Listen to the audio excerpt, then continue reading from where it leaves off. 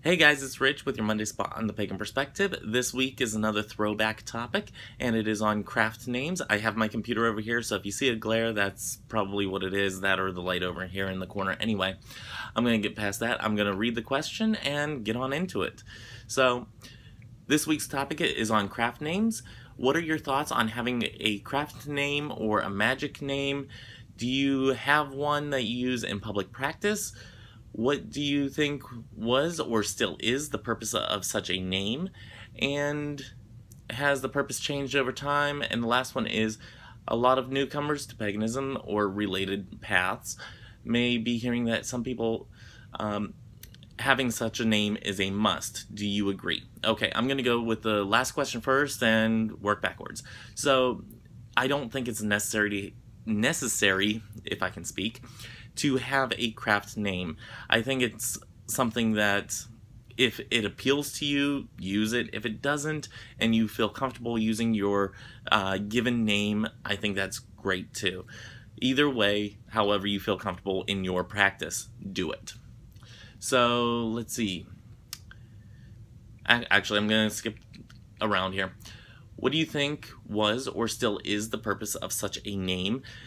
My opinion on it, and I don't know how true this is, the topic of having a craft name, a name that is not your given name, to me seems a lot more like the practice of skyclad.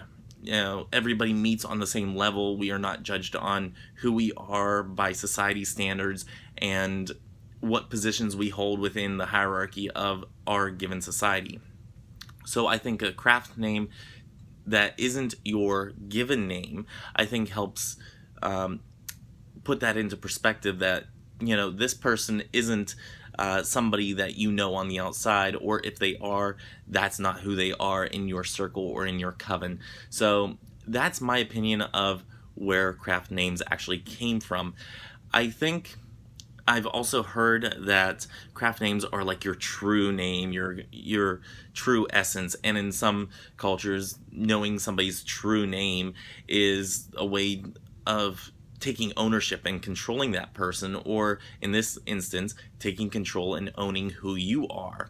So it's like taking ownership of your practice and using that in a more powerful way to do whatever spell work or whatever working you have to do. So that's my concept of craft names. The former rather than the latter, but either way, those are my two opinions on it. So let's see, what else do we have? Has that purpose changed over time? I think that purpose has changed over time as far as the hierarchy aspect.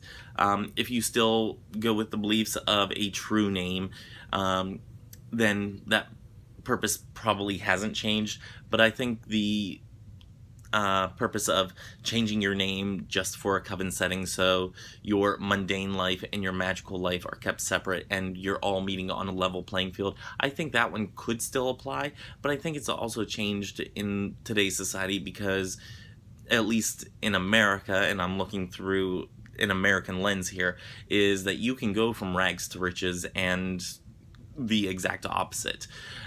In this society, you're able to make your way however you want, and you can make a name for yourself, and it doesn't necessarily have to do with your practice, and it's not something that you necessarily have to shield yourself from while in circle.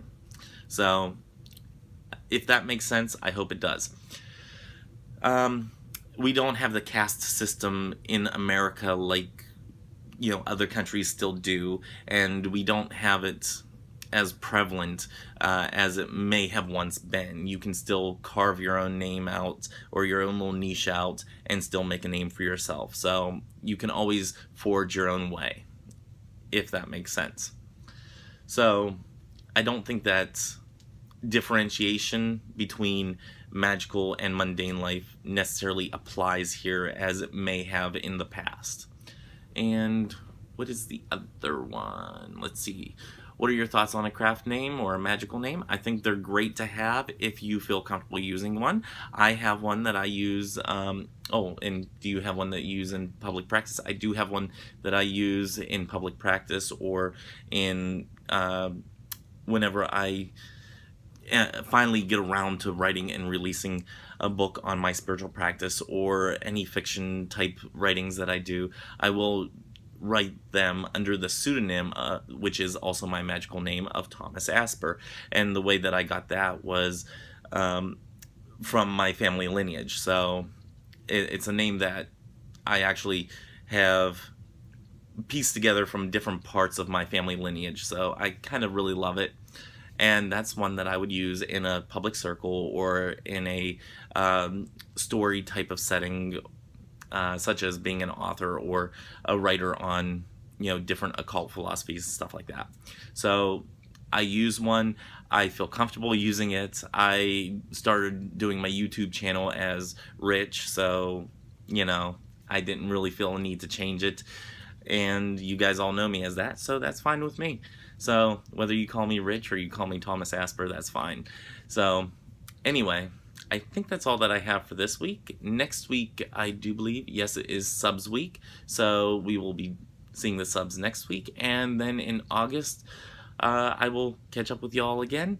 So until next time, may you have love, hugs, and ladybugs. Bye-bye.